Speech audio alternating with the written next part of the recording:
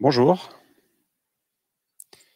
Voilà, on vous remercie d'être là et nous avoir rejoints sur ce créneau du midi. Et on va se laisser encore une petite minute pour que l'ensemble des participants puissent nous rejoindre avant de démarrer.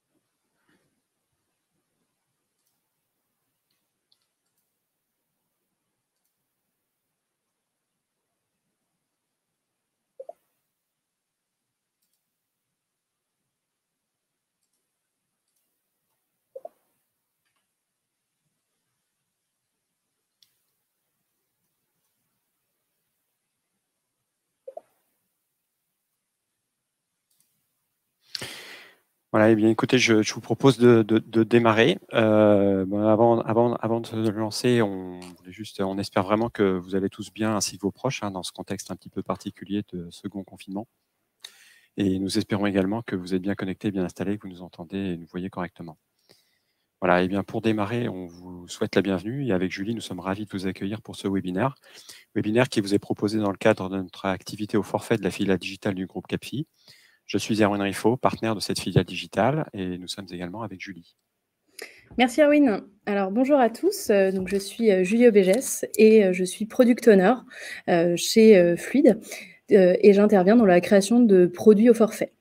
Alors un petit point avant de démarrer, vous allez voir sur la droite de votre écran, vous avez plusieurs onglets, notamment un onglet questions. Donc si vous avez des questions ou des éléments auxquels vous voulez qu'on réponde à l'issue de la présentation, n'hésitez pas à écrire dans cette section.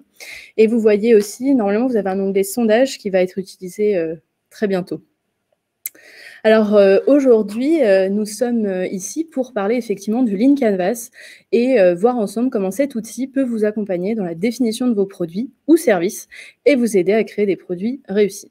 Alors c'est vrai que produits réussis, qu'est-ce qu'on entend par là? Eh bien, simplement des produits dont les clients veulent et pour lesquels ils sont prêts à payer. C'est des notions qu'on viendra expliquer un peu plus en détail après. Je vous propose de démarrer justement avec un chiffre. Donc, je vous invite à aller répondre dans le sondage qui se trouve à droite de votre écran. À votre avis, quel est le pourcentage de fonctionnalités d'un produit qui sont jamais ou très rarement utilisées? Voilà, je vais vous laisser un petit 15-30 secondes pour venir y répondre.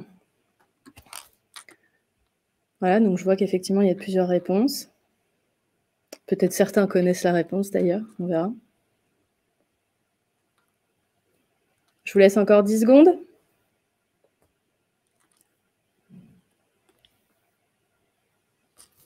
C'est bon, j'espère que tout le monde a trouvé.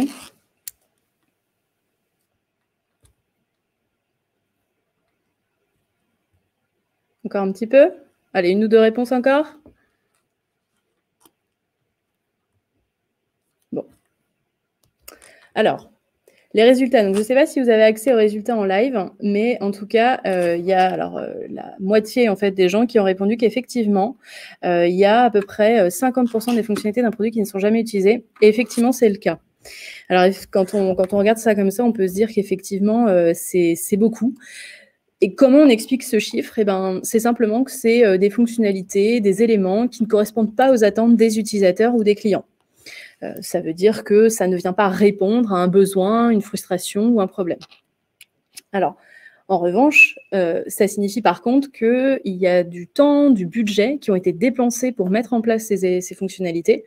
On parle par exemple de notions de cadrage, pilotage, design, architecture, développement, déploiement, etc. Et malheureusement, qui finalement ont été un petit peu gaspillés. Effectivement, aujourd'hui, il y a une tendance grandissante qui peut être observée, c'est que les entreprises cherchent de plus en plus à développer des produits ou services innovants, mais cherchent également à rationaliser leurs investissements, c'est-à-dire apporter de la valeur à leurs clients, à leurs utilisateurs, tout en limitant le gaspillage de temps et de budget.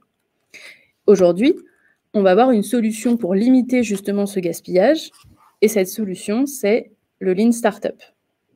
Alors, comment est-ce qu'on peut expliquer un petit peu ce gaspillage, à quoi il peut être potentiellement dû?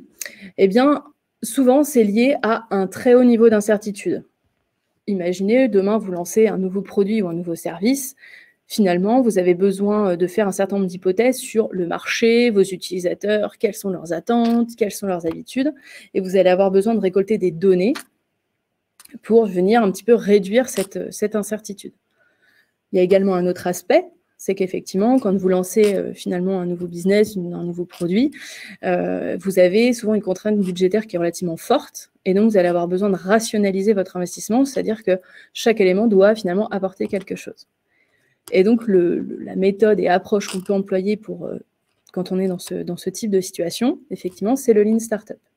Donc, ça a été créé en 2008 par Eric Rice, qui est un entrepreneur américain, et qui se base sur le principe de ce qu'on appelle la boucle d'amélioration continue, et il a formalisé ça sous le nom de innovation continue. Alors, je pense que c'est quelque chose que vous connaissez. Cette boucle d'amélioration continue, elle est basée en fait sur 3 étapes. La première, c'est l'étape du build. Donc, c'est à ce moment-là où on va se dire, OK, très bien, je vais créer ce qu'on appelle un MVP à partir d'hypothèses que je fais aujourd'hui. Et après, je vais venir le soumettre, en fait, je vais venir récolter un certain nombre de feedback clients. Alors, le MVP, donc le Minimum Viable Product, aujourd'hui, de mon point de vue, a 2 définitions. On peut le considérer soit comme un artefact qui permet de récupérer du feedback client et utilisateur. Donc, ça peut être un ensemble de fonctionnalités, un produit fonctionnel, ou par exemple, juste un support de test. Le cas qui est relativement connu, c'est le cas de Dropbox. Par exemple, le MVP de Dropbox, c'était une vidéo de démo qui expliquait comment utiliser l'outil, quelles étaient les fonctionnalités. Ça a permis finalement aux concepteurs de commencer à créer une communauté et un engouement autour de ce produit. C'est ce qui après leur a permis de lever des fonds et de rencontrer le succès qu'on connaît. Ça, c'est le premier. Et le deuxième, qui est une autre définition, c'est de se dire, voilà, j'ai une première version d'un produit, donc c'est-à-dire le plus petit nombre de fonctionnalités qui vont permettre de générer des gains. Alors, les gains, c'est soit financiers, soit autres. On verra, on reviendra sur ce point au cours de la présentation. On fera un focus spécifique sur cette partie. Donc, une fois qu'on a le MVP, effectivement, on va le confronter aux utilisateurs dans la phase de measure. Et c'est là où on va venir récolter des données, essayer d'estimer, effectivement, de mesurer l'appétence des utilisateurs. Une fois qu'on a récolté des données, on va rentrer dans la phase de learn, qui est la phase, finalement, où on va venir prendre des décisions à partir des données qui ont été collectées dans la phase précédente. L'idée, c'est de se dire, voilà, au regard de l'expérience qu'on vient d'effectuer, est-ce que je vais continuer d'ajouter des fonctionnalités à mon produit, à mon service? Est-ce que je dois supprimer des éléments? Ou c'est à ce moment-là où je me dis, est-ce que je dois pivoter, c'est-à-dire changer d'orientation? Parce que finalement, je m'aperçois que ce que j'ai proposé aux utilisateurs ou aux clients ne correspond pas finalement à leurs attentes. Donc, cette boucle d'amélioration continue, elle peut être mise en place à plusieurs niveaux et surtout adaptée en fonction du contexte. Ce qui est important, finalement, c'est de mettre en place les 3 grands principes clés du Lean Startup. C'est ces éléments-là qui vont vous aider à créer des produits réussis.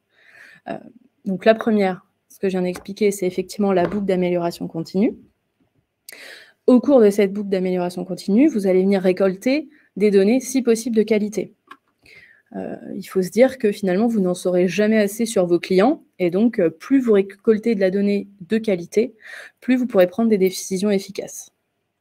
Et enfin, le dernier point, qui est l'itération fréquente, parce que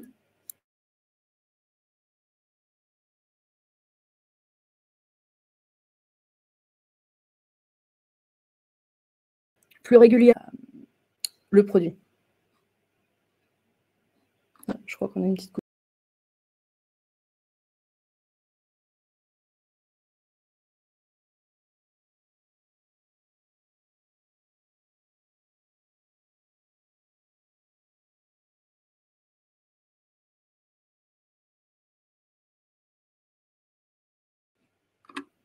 suis revenue.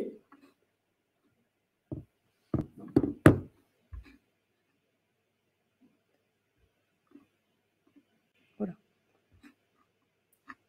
On est revenu. Hein. Ah, c'est bon, on est revenu. Ouais. Petit problème réseau. Petit saut d'Internet. Pardon. Alors, revenons-en. Donc, ce que je disais. Tu repartages tes slides. Ah oui. Oui, c'est mieux avec l'image.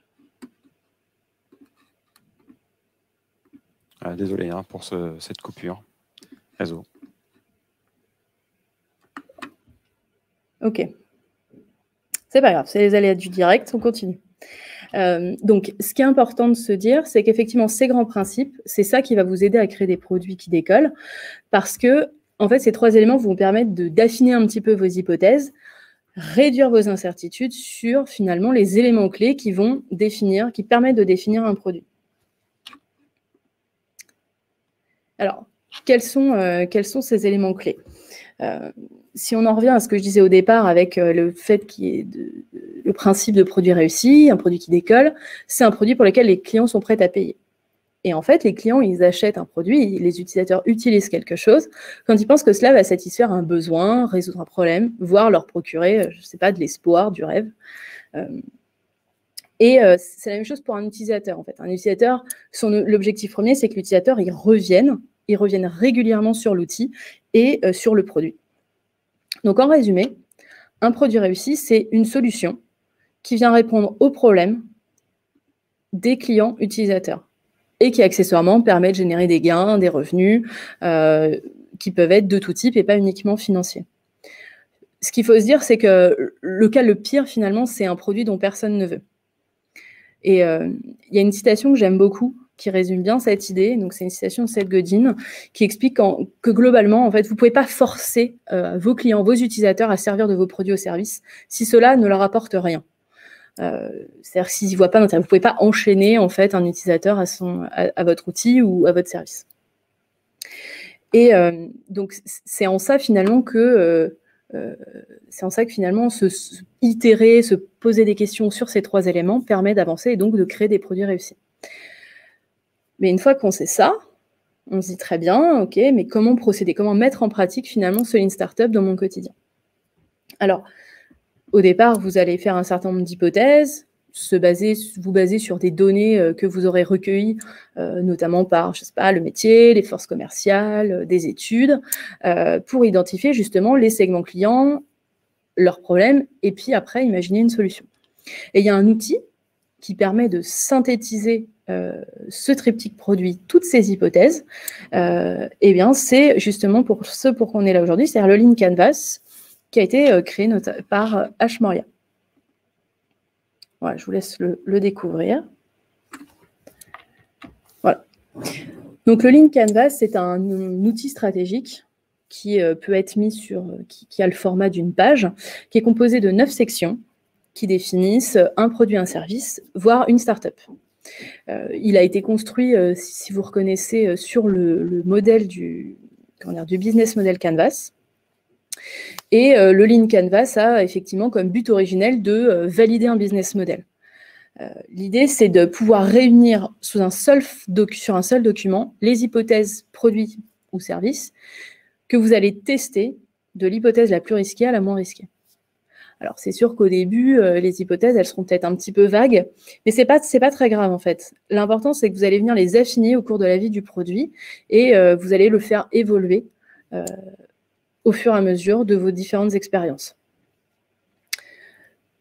Une fois qu'on sait ça, on se dit « Ok, très bien, et donc maintenant, comment je le remplis, dans quel ordre ?» Voilà. Et donc, c'est là où on va aborder maintenant 5 astuces pour pouvoir remplir votre Lean Canvas efficacement. Commençons par l'astuce 1.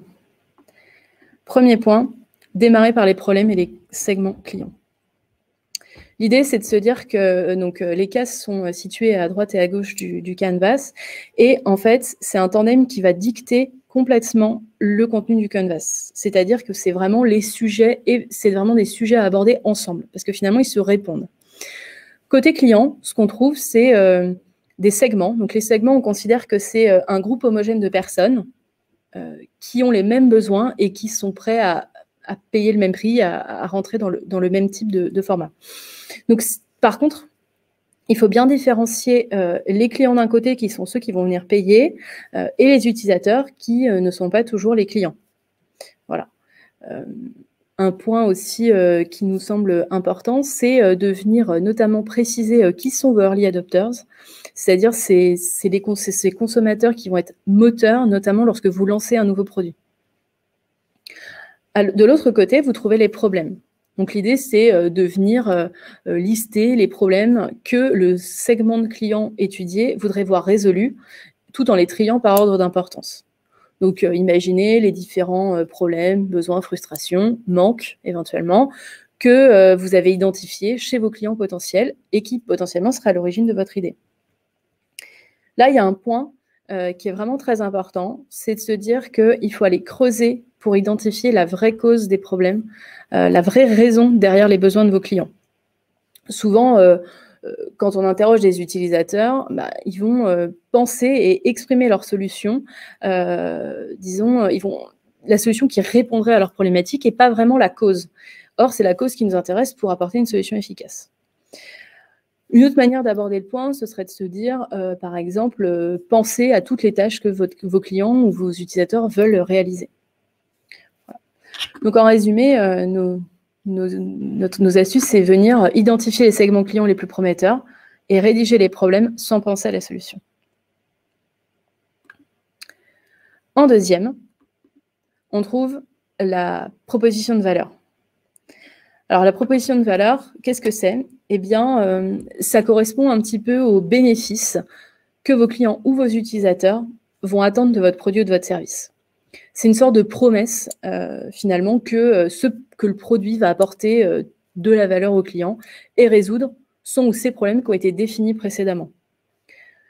On pourrait se dire que c'est un petit peu en quoi votre produit est différent et mérite qu'on s'y intéresse.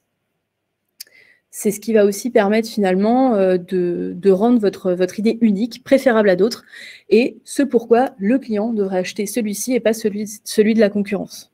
Voilà. C'est une déclaration qui doit être claire et qui explique comment finalement votre produit résout le problème du client. Donc elle est plutôt comment dire, elle est directement adressée au client utilisateur et doit être plutôt pertinente. Je vais vous donner un exemple avec Domino's Pizza. Aujourd'hui, vous dites, voilà, je veux commander une pizza. Finalement, ce qui vous agace le plus, c'est qu'elle arrive froide et en retard au bout d'un certain temps. Eh bien, la proposition de valeur unique de Pizza Hut, c'est de dire votre pizza chaude livrée dans les 30 minutes ou nous vous l'offrons. Donc là, globalement, ils répondent tout de suite. On a une promesse claire et nette. On sait à quoi s'attendre. Alors forcément, quand on voit celle-ci, on se dit que c'est peut-être un exercice qui est un petit peu compliqué. Donc effectivement, l'idée, c'est de se dire, on commence par une hypothèse et puis on va venir itérer sur celle-ci au fur et à mesure de la vie du produit. L'astuce 3. C'est seulement maintenant qu'on va y arriver et c'est seulement maintenant qu'on va s'occuper de la solution. La solution, c'est le produit ou le service que vous allez créer. Et en fait, vous devez vous dire que chaque aspect de votre solution doit venir répondre, doit donner une réponse pertinente aux problèmes que vous avez cités pour vos clients cibles. Vous remarquerez que la case solution, elle est 2 fois plus petite que la case problème. Effectivement, souvent, les clients utilisateurs se soucient d'eux, de leurs problèmes, de leur environnement. Et le Lean Canvas, en fait, il permet de se focaliser sur justement ce point de vue client, utilisateur, et éviter du gaspillage de temps et d'énergie à développer des choses qui ne vont pas leur correspondre. Donc l'idée, c'est effectivement de venir tester au plus tôt la solution auprès de vos utilisateurs pour récupérer leur feedback. C'est ça notre astuce pour cette 3e étape. Pour l'astuce 4, je vais laisser la parole à Erwin. D'accord, merci. Effectivement, l'astuce 4, c'est notre 4e astuce, c'est que tous les coûts et bénéfices, tu préciseras. Alors, vous voyez, on a mis en avant 3 cases là dans le Canva. Le premier, c'est les canaux, et ensuite, c'est les coûts et les revenus. Les canaux, ce qui est important de voir, ça va concerner tout ce qui est outils de communication, en fait, tout ce qui va vous permettre de faire connaître votre produit et votre service et de venir atteindre vos clients. Mais c'est également aussi tout ce qui va vous permettre de mettre à disposition, de distribuer et même de délivrer en fait ce produit ou ce service à vos clients ou à vos utilisateurs. voire dans certains cas, aller jusqu'à les accompagner dans leur satisfaction et leur faciliter l'achat. Voilà. Ensuite, la deuxième partie, en fait, les coûts, ça c'est vraiment une partie qui est très importante, d'autant que c'est difficile à évaluer et on sait qu'environ 80-90% des business ou des startups qui meurent dans les 3 ans, c'est souvent sur ce point-là parce qu'elles ont mal maîtrisé ou mal évalué les coûts. Donc, il faut vraiment prendre en compte l'ensemble des coûts et surtout les plus importants, évidemment. Et on va distinguer pour 2 grandes familles, tout ce qui est coût fixe, donc tout ce qui ne bouge pas en fait et qui n'est pas dépendant du volume de votre activité. Donc là-dedans, on trouvera par exemple les investissements initiaux, les salaires, les locaux, des choses comme ça, les équipements. Et il y a tous les coûts qui sont variables, donc qui dépendent, eux, du volume et de votre production, de votre exploitation ou du nombre de produits que vous allez vendre. Et sur ce point-là, c'est pas toujours simple. Donc nous, ce qu'on vous encourage à faire, c'est de venir mettre des hypothèses à minima où il y a des inconnus. Ce qui vous permettra après de faire des projections et de ne pas oublier des petites choses comme les taxes, les licences, des charges diverses et variées.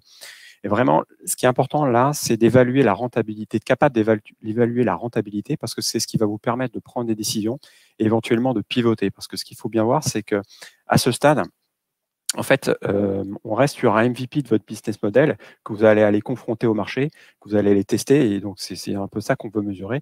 Et le coût, c'est un axe qui est assez fort. Ensuite, la dernière case, c'est les revenus et les gains.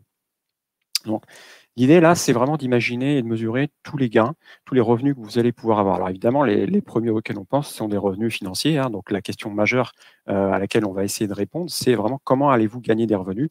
Quel est votre modèle de pricing? Peut-être des abonnements, peut-être de la publicité, et qui va rémunérer votre entreprise et comment? Voilà.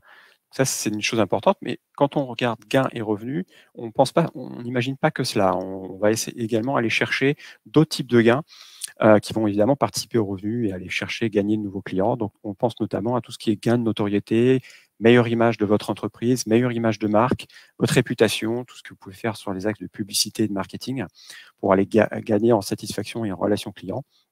Ce qui va vous permettre également de vous différencier vous et de mieux identifier votre produit, votre service par rapport à la concurrence. Et le dernier point, c'est que ça peut vous permettre également d'aller chercher des investisseurs si vous êtes en phase de lancement d'un produit ou même d'un projet en interne dans une grande entreprise. Tout ce qu'on évoque là marche également. Voilà, donc vraiment l'idée, c'est de ne pas négliger tous les bénéfices autres que financiers et de bien prendre en compte la totalité des coûts pour ne pas avoir après de mauvaises surprises. Voilà, donc c'était ce qu'on voulait mettre en avant sur cette 4e astuce. Merci Erwin. La 5e, dernière astuce et non des moindres, être un pionnier. Parce que effectivement, il faut être un pionnier et venir trouver notamment votre avantage concurrentiel. Alors, on va déjà commencer par l'aspect en bas à gauche qui sont les indicateurs clés. Donc, comme je l'ai déjà évoqué tout à l'heure en décrivant le Lean Startup, aujourd'hui, on a besoin de données pour définir finalement quelles sont les directions à prendre sur un produit ou un service qu'on va créer. Du coup, ça signifie qu'en fait, on va avoir besoin de définir des chiffres clés qui vont être utilisés pour mesurer notamment l'efficacité finalement de ce que vous êtes en train de construire. Notamment pour évaluer les performances du produit, mesurer ses progrès, voire venir peut-être identifier des points charnières du cycle de vie finalement des utilisateurs. Du coup, la question assez légitime, c'est de dire, OK, mais finalement, quels sont les indicateurs les plus importants, lesquels je dois surveiller en priorité pour vérifier la santé un petit peu de mon activité?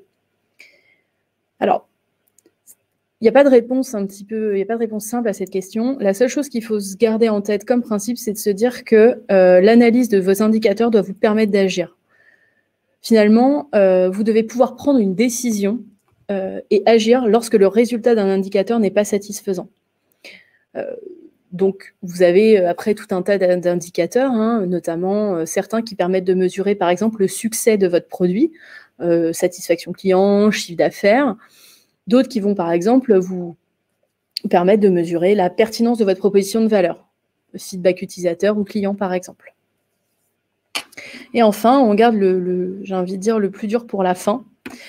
C'est l'aspect, effectivement, avantage déloyal ou avec avantage compétitif. Comme je vous le disais, effectivement, c'est maintenant qu'il faut être un pionnier, qu'il faut trouver votre avantage concurrentiel qui vous démarque finalement. Donc, ça veut dire quoi? Ça veut dire, par exemple, trouver une niche, trouver un secteur particulier. En en gardant en tête effectivement que être le premier sur un marché, ça peut parfois être un petit peu un inconvénient parce que il faut par exemple préparer le terrain pour un nouvel usage, sans bénéficier finalement du recul ou de l'expérience d'autres entreprises qui auraient eu la même idée. Imaginez Airbnb au démarrage, je veux dire, qui aurait imaginé un jour accueillir quelqu'un, un inconnu, sur son canapé pour passer la nuit. Effectivement, si ça fonctionne, après, la concurrence essaye de vous copier, ce qui est arrivé avec Airbnb. Vous avez aujourd'hui plusieurs plateformes qui font de la location de courte durée entre particuliers, Abritel, HomeAway, Booking, etc. Et donc finalement, c'est là où l'avantage concurrentiel va prendre tout son sens, c'est justement quand vous allez avoir un début de concurrence qui va naître. Alors, c'est un aspect qui est un petit peu difficile à définir. Je trouve que, personnellement, la définition que je trouve la plus pertinente, c'est celle de Jason Cohen, qui dit qu'un véritable avantage déloyal, c'est quelque chose qui ne peut pas être facilement copié ou acheté. On entend par là, par exemple, vous avez dans vos équipes des experts spécialisés sur certains domaines, vous avez des informations privilégiées, peut-être une légitimité personnelle, mais ça peut aussi être par exemple des aspects liés à une communauté d'utilisateurs ou un portefeuille client existant qui est très conséquent. Voilà, on peut imaginer après aussi, par exemple, là, vous avez un brevet sur une innovation spécifique. Voilà, ça, c'est des choses qui ne peuvent pas être copiées ou difficilement achetées. Du coup, finalement, nos dernières astuces sur le sujet, c'est de pouvoir prendre des décisions grâce à vos indicateurs et surtout bien définir votre avantage concurrentiel. Il faut se dire aussi que l'avantage concurrentiel, au départ de votre produit, par exemple, il peut rester vide et il viendra être mis à jour au cours de la vie de votre produit. Et donc, nous, dans notre équipe, on pense que le Lean Canvas, enfin, on utilise régulièrement le Lean Canvas et on pense qu'il a 4 atouts majeurs et que c'est pour ça, en fait, qu'il faut qu'on l'emploie. Le premier, c'est qu'il est rapide. Hein. En fait, vous pouvez le remplir en 15 à 20 minutes, en ayant évidemment un petit peu réfléchi au point avant et récolté un petit peu de données. Vous pouvez le faire seul ou à plusieurs en atelier de co-construction, en physique ou à distance. L'idée, c'est qu'il peut aussi être compris en quelques minutes. Ensuite, effectivement, il est centré utilisateur. On place vraiment le client, l'utilisateur au centre de la réflexion. Parce que c'est ce que j'expliquais tout à l'heure, un client, il se soucie de ses problèmes, de ses besoins, de son environnement. Et donc, c'est ça que le Lean Canvas permet de refléter et de mettre en avant. Tout l'intérêt finalement de l'outil, c'est de vous forcer à penser comme un client et donc aux problèmes qu'il rencontre. Une citation aussi de David McClure qui est intéressante et qui montre bien ce point-là, qui est « Les clients se moquent de vos solutions, ils s'intéressent avant tout à leurs problèmes ». Et si vous gardez ça en tête, finalement, ça vous aide aussi à venir chercher et identifier quelles sont les problématiques que vous allez résoudre et comment votre solution va pouvoir venir y répondre. Ensuite, il est synthétique. Le format Canvas a un rôle primordial parce qu'il oblige à la synthèse, il oblige à viser l'efficacité dans les formules, il oblige aussi finalement à se concentrer sur les priorités. Étant donné qu'aussi il tient sur une page, finalement, il devient très facile à partager. Et dernier point, il est vivant. Il va s'adapter en fonction de votre marché, en fonction des retours de vos utilisateurs, et ça tout au long de la vie de votre produit. On peut se dire que finalement la fréquence de mise à jour peut être un facteur clé de succès de votre produit parce qu'il va refléter la réalité. L'objectif et l'atout majeur, c'est d'éviter de construire ou imaginer une solution dont personne ne veut. Maintenant, finalement, la question, c'est de se dire, OK, très bien, et donc, dans mon contexte, comment je fais pour l'utiliser? Eh bien, c'est utilisable dans tout type d'entreprise, pas forcément pour les mêmes choses. Le premier point, c'est qu'il permet de formaliser ou partager un business model. Notamment, ça peut être, par exemple, un support pour brainstormer autour d'un business model. Ça peut être, pour une startup, par exemple, un document pour faire une levée de fonds. Ça permet d'affiner vos hypothèses, de les rassembler, de les répertorier au même endroit, de répertorier aussi vos enseignements en cours et de définir après ensemble quelles vont être les hypothèses à tester, de la plus risquée à la moins risquée. Du coup, ça vous permet aussi de cadrer la vision de votre produit de projet avec ça vous donne une vision stratégique et synthétique qui va évoluer en plus au cours de la vie de votre produit. Et enfin, les deux derniers que j'aime bien mettre ensemble, ça permet de donner du sens et c'est un vrai outil de communication. Aujourd'hui, c'est un outil qui va permettre d'être transmis, par exemple, à l'ensemble des parties prenantes d'un projet, donc du développeur à l'architecte, en passant par les C-levels, les sales, la com, etc., pour finalement comprendre à qui le produit s'adresse, quel problème on vient résoudre et quels bénéfices, en fait, on vient apporter aux utilisateurs et aux clients grâce à cet outil. Sur l'aspect, effectivement, outil de communication, ça permet d'aligner les parties prenantes parce qu'il y a une vision synthétique d'un produit ou d'un service. Il peut être partagé à tous les niveaux et venir éventuellement faciliter les discussions sur un sujet. Donc, en fonction du contexte, vous n'allez pas forcément utiliser les mêmes atouts, on va dire. Si vous êtes une start-up, une PME, une ETI, vous allez plutôt regarder les aspects valider un business model, communication avec des investisseurs ou outils stratégiques de prise de décision, par exemple, sur votre produit.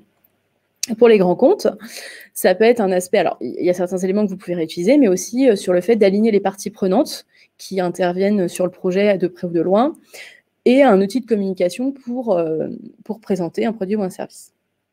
À la marge, on peut imaginer aussi utiliser ce type d'outil dans le cadre de conduite du changement ou de communication autour d'un projet, parce que ça peut être une espèce de synthèse qui permet de redonner de la perspective et créer de la cohésion autour d'un sujet. Vous pouvez imaginer, par exemple, présenter un projet interne ou un événement sous le format d'un Lean Canvas, sous réserve qu'effectivement, cet événement ou ce projet vient répondre à une problématique identifiée pour les cibles. Voilà. Écoutez, cette présentation est maintenant terminée. Merci de votre attention. Je propose qu'on passe aux questions. Oui. Écoute, voilà, on a une première question, Julie. La première question elle a été posée dans le chat. C'était, est-ce que tu peux peut-être apporter un peu plus de précision sur l'astuce numéro 2? Revenons-en. Alors, l'astuce numéro 2, c'est ne pas négliger sa proposition unique de valeur. D'accord. Et la question, c'était? Je n'ai pas vu, en fait. Il y a parmi les participants des personnes qui n'ont pas forcément bien compris ce qu'était exactement l'astuce. D'accord. Eh bien, l'astuce qu'on donne, c'est qu'en fait, l'UVP, c'est quelque chose qui est compliqué à formuler de manière efficace et percutante parce que finalement, c'est un message qu'on adresse directement à ses clients ou à ses utilisateurs. Donc, il y a peut-être un aspect un petit peu, disons, marketing. Donc, il faut commencer finalement par une hypothèse. Donc, on commence par une première version et qu'on va itérer, qu'on va venir affiner au fur et à mesure finalement de la vie de votre produit et puis de la façon aussi est perçue cette promesse. L'écueil dans lequel il ne faut pas tomber, en revanche, c'est l'aspect un petit peu trop promesse qu'on ne tiendra pas, parce que finalement, ne pas tenir une promesse a plus d'effets négatifs et pourra entraîner finalement une mauvaise image de votre produit ou de votre service. Voilà. Alors, je ne sais pas, est-ce que ça répond à la question On verra, sinon n'hésitez pas. Très bien, on dit super. On a une deuxième question qui a été posée, Julie, c'est de comment fait-on pour récupérer le feedback des utilisateurs? Alors, ça dépend principalement en fait de votre contexte et si vous êtes en lien direct ou non avec vos utilisateurs. On peut imaginer que si vous êtes une start-up par exemple et que vous avez un accès direct à vos clients, vous pouvez soit sous des formats type ce que j'appelle indirect, formulaire, questions, satisfaction et tout ça, récupérer un certain nombre d'inputs, soit organiser carrément des ateliers avec vos clients, type focus group ou autre, où finalement vous allez venir leur poser un certain nombre de questions en direct. L'idée, c'est de pouvoir essayer de déterminer, de trouver des clients, des utilisateurs qui sont représentatifs de vos utilisateurs cibles dans un premier temps, pour récupérer leur feedback, et ensuite de s'intéresser souvent aux extrêmes. Ça permet aussi d'apporter un peu d'éléments nouveaux, très différenciants, et de voir un petit peu, de mesurer où est-ce que vous vous situez par rapport à ça. Quand vous êtes, par exemple, chez des grands comptes ou autres, où vous n'êtes pas forcément en direct avec les utilisateurs, eh bien, il faut se rapprocher en général des services marketing et autres qui ont des données, des études qui peuvent venir alimenter les sujets. Voilà. Merci. On a encore, alors il nous reste encore quelques minutes, on peut encore prendre quelques questions. Il y a une question qui a été posée de savoir quels étaient les coûts importants. Je peux répondre à celle-ci si tu veux. Alors sur les coûts, en fait, c'est une question qui est intéressante. Il s'agit de savoir, aujourd'hui, là, évidemment, nous, on est plus dans l'univers du digital, mais la première question à se poser, c'est de savoir finalement dans quel type d'industrie on est, en fait. Donc, c'est sûr que les coûts sont pas du tout, la répartition des coûts n'est pas du tout la même entre une entreprise type industrielle qu'entre une entreprise digitale. Et quand on est une entreprise plutôt digitale, les coûts majeurs sont centrés autour des coûts humains et tout ce qui est lié à ça, on va dire par exemple les charges. Avec une attention apportée à un certain nombre de coûts supplémentaires, type locaux, équipements, et dans certains cas jusqu'au cloud, en fonction de la façon dont vous créez votre application, par exemple, si votre produit est une application.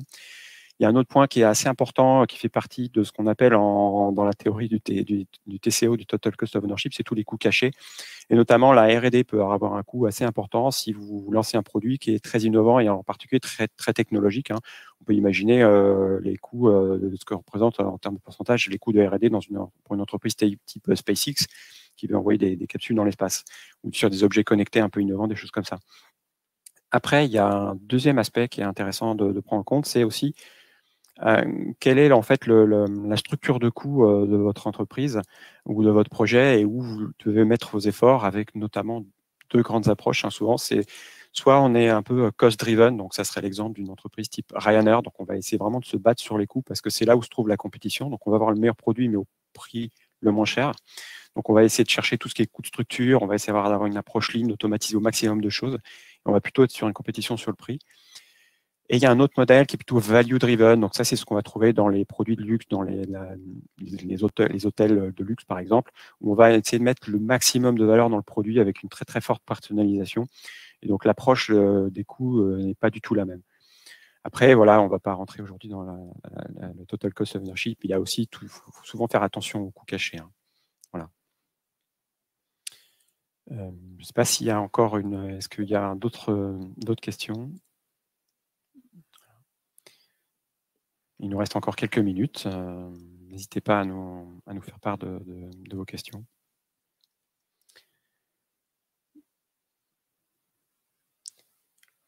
Alors, je n'ai pas reçu pas de nouvelles questions. Il y a une des questions qu'on nous pose parfois, c'est sur les canaux de distribution. Et donc là, en termes aussi d'astuces, il faut voir que la communication, elle est envers des clients, des utilisateurs et des prospects.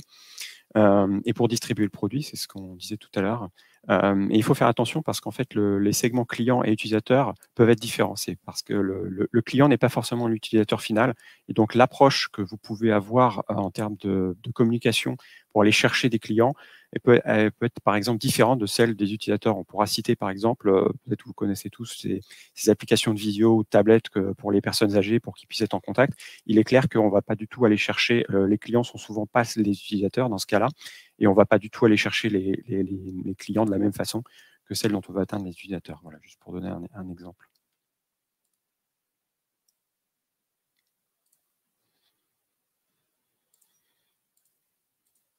Écoutez, il nous reste encore quelques instants. S'il n'y a pas de questions, on viendra à la conclusion.